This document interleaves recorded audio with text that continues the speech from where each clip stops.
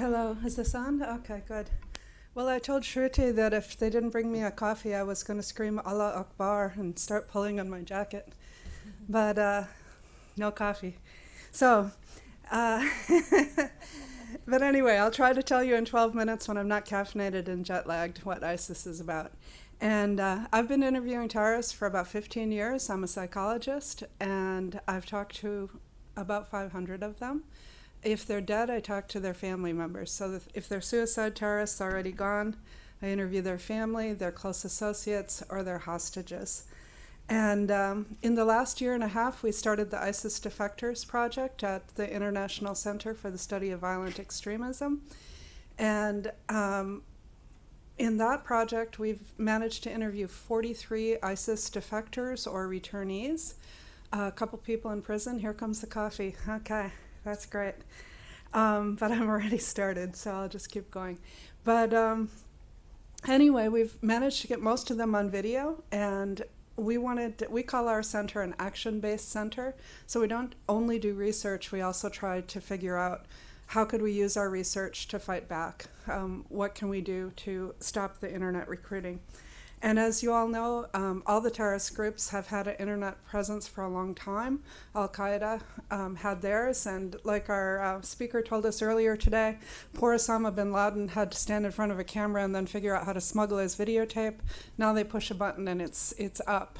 And this one screen, do you want to join the worldwide jihad? That was a pop-up ad that was coming up in Brussels in the same neighborhood where they put the bombs together for the airport. But now those pop-ups are everywhere. They're on Twitter, they're on Facebook, they're on Telegram, and so on. So, and what ISIS does, ISIS has taken advantage of the social media feedback mechanisms. So they can cast a very wide net of their materials, and then they can see who likes it. So if you like it, if you share it, I can reach back to you, and I can say, you shared my video. You must like it. You know, what's your name? Do you want to come to Syria? And I can interact with you very quickly, so they can figure out who to target in on, and they do it very successfully. And they do it like any cult. They figure out what your needs are, and they at first promise to meet your needs. So let's look at, after interviewing 500 terrorists, what can I say that I know about terrorists? And I can say that there's 4 things that come together to make a terrorist. It's almost always a group. Very few people function without a group. There's been a few. There's almost always an ideology. The group writes the ideology. The individual doesn't come up with it by themselves. And the ideology is always wrong because it somehow tries to justify that you can and you are righteous in killing civilians for their cause. So they say this cause overrides normal behavior. And then there's some kind of social support. And it used to be you had to find a cell and you joined a cell and you had to win their trust. And then they sent you to a training camp and on and on and on. Now you get your social support on your device. So if you have your phone, you've got social support. And you can get it on the internet.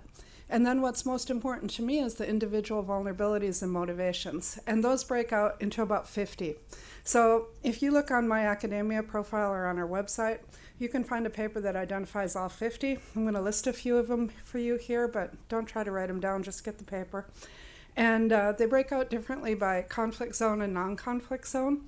In a conflict zone, it's pretty simple. It's revenge-based, it's trauma-based, frustrated aspirations, you can't get to college anymore, you can't get to your job, you want to be empowered when you're in a very disempowering situation. Maybe you want the enemy to feel your pain, you want to express your rage. But what about a non-conflict zone? Maybe you want adventure, maybe you fall in love with somebody. We had Shannon Connolly in Denver, Colorado. She's a Catholic, and she got arrested trying to go into ISIS, but she fell in love with a guy over the internet. And that wasn't the only thing, but maybe you feel discriminated against or marginalized in your community. Maybe you're having a fight with your parents and you don't feel your parents are Muslim enough, or maybe your recruiter tells you that. Maybe you want to belong to something. But anyway, the list is quite long. And I would like to show you what we're doing. So I'm going to skip ahead here. And anybody can get this PowerPoint if they want. Let's see. How do we go to the videos? Can you play the Cubs of the Caliphate? Well, and just before you've got it, right? Okay. What we've been doing on our ISIS Defectors interviews project is maybe we get a 3 to 5 hour interview, get them on video. We work with a video editor and we cut it down. We splice in ISIS B-roll. Then we name it, no, this one. Then we name it a pro-ISIS name. And these don't have the openers on them, but we put a opener that sings Allah Akbar. It doesn't have this opener. We abandoned that. Yeah, is it playing? Okay. So you'll see it for yourself. You got it? Yeah, okay, good. Oh, it's not on the monitor.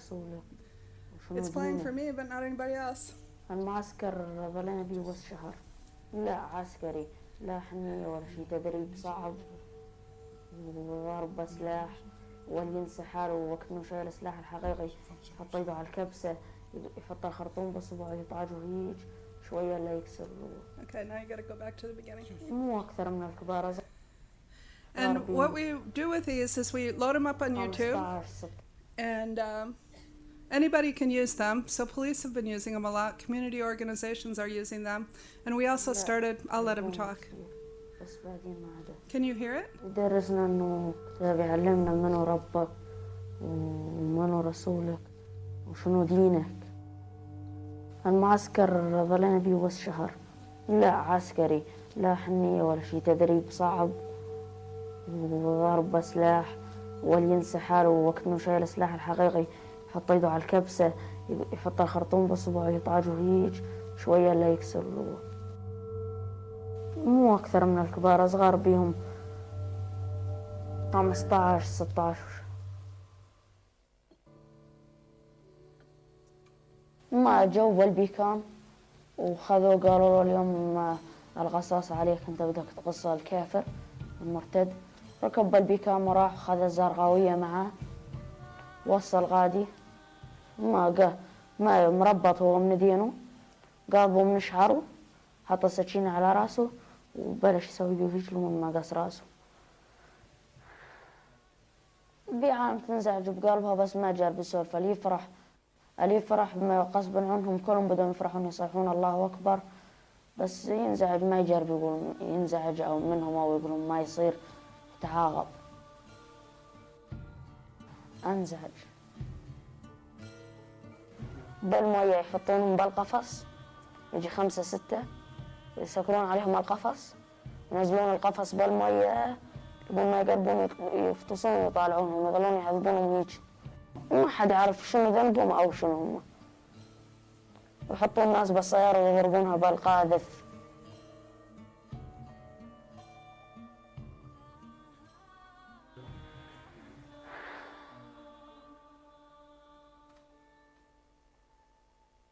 شفت كنت عارف انه يدربون عجان صغار ما يعرفون كل شيء، والأول عجان صغار الجاي يروحون على التفجير يعرفون التفجير ما يروحون. قمت أشوفهم يدربون عجان على التفجير، قلت نهارين أو 3 يدربون يعني زاد، أبطل خير ما يدربون. عارف إنه معسكرنا راحوا من الكبار والصغار حوالي 15 على التفجير، ما كلها تقول لا حد دخل الجنة. قاموا اللي يجون قديمين علينا نتعرف عليهم عندهم هواتف، شوفونا على الانترنت انه عالم جاي تقول تفجير حرام، جاي تموت عالم ما لها شغل ولازم يموتون ما جاي يجيهم شيء. ومن هذا حكي نسمع عالم ما لها شغل من ذبحة وصغار كبار. خسرت وطني كل شيء.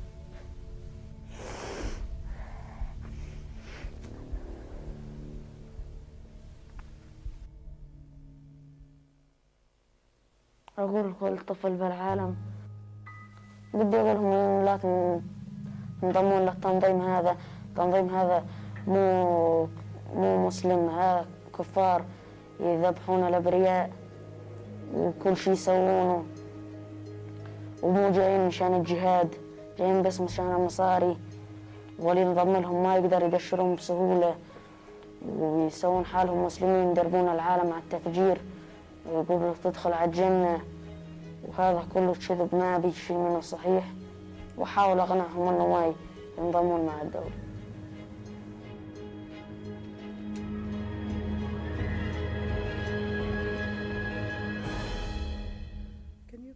second one. So we've got one more, and then I think that's all we'll have time for.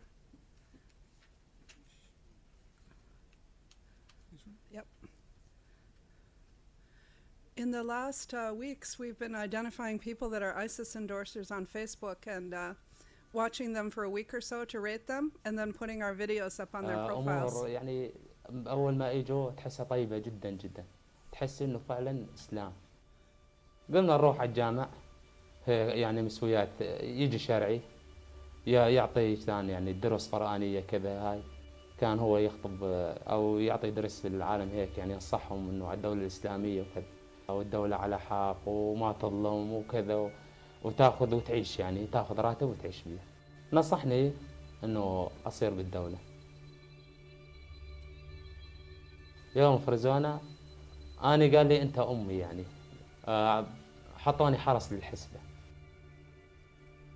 باليوم يجيبون يعني شي 100 شخص، هذا رجال، يا دخان يا أما مثلا تكون مرته مو منقبة، زاد يجيبونه فوتونهم جوا على جلد وقتل، نهارين ثلاثة يعيقونهم، نهارين ثلاثة. السجن بيه تقريبا 475 سبايا، يزيديات، بيه من العراق، ببعضهم يقاتلون مثلا مع الجيش العراقي جوازهن ياخذونهن، بيه من سوريا نفس العملية. خيو يوم فتنا على الكوريدور أنا انصدمت، يعني ضحك كله نساء. قسم اليزيديات والله مرة نسوان يبكن. ليش تبكي انت؟ تقول لي عفت ولد صغار، يعني عمره شي سنة سنتين وجابوني ليه جاي؟ هذا اسلامكم انتو؟ تقول لي. كان اقول لا حول ولا قوة، وحطيت باروتي على كتفي كان اطلع اوقف على الباب، يعني ما كملت جوا. هذول يوم جاهم خبر انه جاء امر تسليمكم سبايا، بالكوريدور اسمع اصوات وكذا وفرحانين. يعني الفرحة قام العسكري يجيب كل 10 مهاجرين، طبعا من كثرهم ما يصير دفعة واحدة يفوتون على السجن، لا ما تصير. يجيب كل 10 يفوتون، احنا نكون برا على الباب، يفوتون على الكوريدور، يختارون ينقون السبية، كل من يختار سبيته تلهم من ايده وتطلع. وعلى ظلم 3 أيام على المكوك هذا، كل واحد يتف واحدة من ايدها وتطلع. نصحنا قال اي كلمة تطلع لبرا تكليكو راسك ينقطع. أنا أولاً نسجد المساجين إنه حاطين بمخهن النساء جمال كافتهن إنه أنت راح يندبحن، أنت كفار، أنت ما عندشين من الإسلام، أنت على الذبح. يعني تا يوم تصير شغلة السبايا تهون عليها، إنه أحسن إنه تفكر إنه أشوى من الذبح. طبعاً شوفها قاعدة بالزاوية ذالة نفسها، موطي راسها بالأرض، عينها ما طلع لفوق وعينها بالأرض، دمعتها بعينها، وظل هيك تنام، حتى نوم ما تنام يعني نظامي، تلقاها بالزاوية عاملة هيك ونايمة. يوم نشوف المنظر هذا نشتهي تقتلهم كلهم، بس حسبنا الله ونعم الوكيل.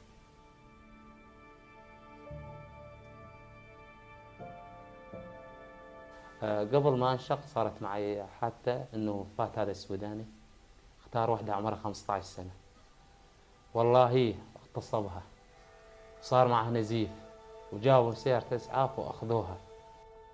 صار معها نزيف داخلي وتوفيت. هاي طلعوها برا وقالوا ما حد يتكلم شي خالص، السبايا سبايا واعملوا ما يحلو لكم فيه، يعني ما نقدر نسولف شي خالص. وفكرت بالانشقاق يعني عاد. أنا بلشت أفكر إنه انشق يعني. ايه انا خيو طلبت اجازه انه اروح 3 أيام على البيت ارتاح، بعد ما ظليت اسبوع. إيه نزلت على البيت، حسيت حالي تعبان، ماني مرتاح، ما لي نفس اكل، يعني الواحد يعتبر انه خواته، يعني ليش كذا يصير. ارجع على مكتب، والنهار الثاني نزلت انا على البيت، يسالوني خواتي ومرتي انه شو قصتك، يعني انت كانه في شيء ما تحكي يعني وكذا. حكيت لهم القصة كلها، إنه هيك وهيك صار وصار. قالوا لي بأسرع وقت لازم نطلع على تركيا، لأنه إذا صار شيء عليك أنت ممكن نروح إحنا زاد، يعني مو بس هذين أخواتنا الراحة. كل فترة أحلم إنه معرتين راسي يذبحونه بالسكين وأفز من النوم. هاي قام تصير معي. لا والله إذا أفكر لأنه ما يروح الكابوس هذا، ما يروح، بدي يضل بالذهن يعني، ما يروح. إذا أفكر به يتعقد وأنا أحاول أنسى يعني. كابوس ما ينسى يعني. شوف تتذكر إنه المرة شنو قاعدة بالزاوية دمعتها بعينها وما تقدر تعملها شيء أو كذا، ما تقدر تنسى. أنصح كل شباب العرب إنه لا يجون على سوريا. اللي بده يجي على الدولة الإسلامية يحط بباله اغتصاب وقتل، وقتل الفقراء، قتل المساكين، ترى ظلم وبظلم. وإذا تفكر بس تجي وتفكر تريد ترجع راح يقتلونك يعني، ما بمفك. بس فتت بالرمال، اعتبرها رمال متحركة، بس فتت غصت، ما هي دولة إسلامية. هذا اللي أحكي يعني.